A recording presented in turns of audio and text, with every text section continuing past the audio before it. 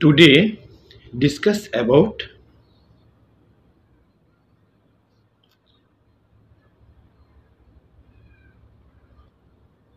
given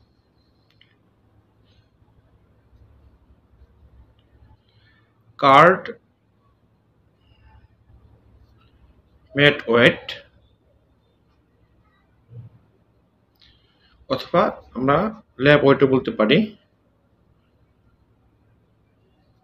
lab wait carding এ যে mat wait কিংবা lab wait থাকে হ্যাঁ সেটার যে ওজনটা সেটা হচ্ছে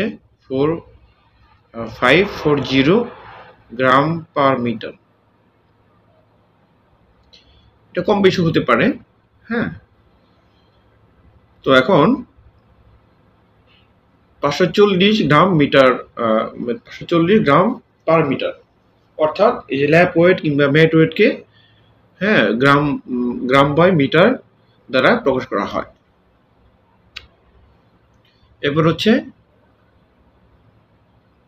স্লাইভার কেটেক্স ইকুয়াল হচ্ছে 5.4। ফাইন্ড আউট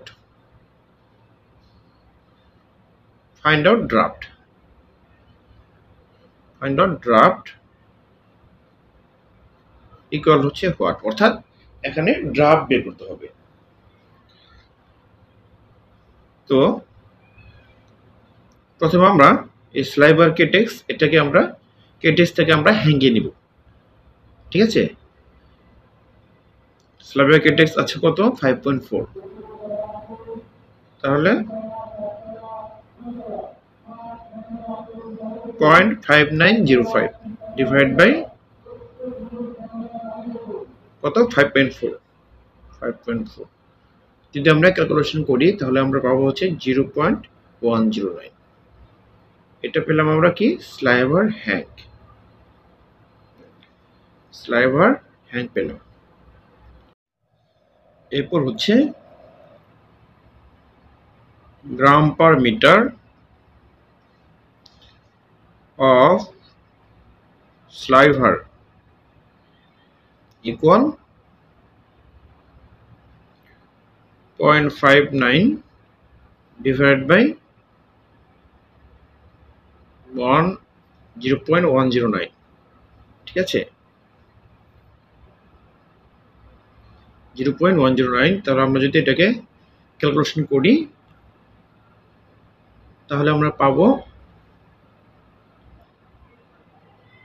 5.4 গ্রাম পার মিটার। 5.4 গ্রাম পার মিটার, ঠিক আছে। এখানে আমরা স্লাইভার ওয়েস্টেজ ধরে নেব, কাটিং এর যে ওয়েস্টেজ হ্যাঁ কাটিং ওয়েস্টেজ আমরা ওয়েস্ট পার্সেন্ট আমরা ধরে নেব 3%। এরপর হচ্ছে আমরা জানি যে ড্রাফট ইকুয়াল হচ্ছে surface speed of front roller, ঠিক আছে, divide by surface speed of back roller, ঠিক আছে, ব্যাক রোলার। তো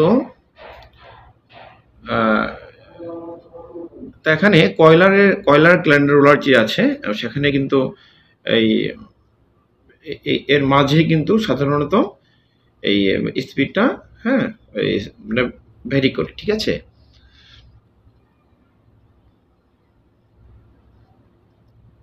ডিভাইড বাই ইকুয়াল হচ্ছে তাহলে surface speed of front roller আমাদের ম্যাটে কত আছে 540 divide by gram per metre of sliver এখানে হচ্ছে 5.4 ইন্টু হচ্ছে আমরা যে 3% ওয়েস্ট পার্সেন্ট ধরেছি তাহলে 2.97 যদি আমরা ক্যালকুলেশন করি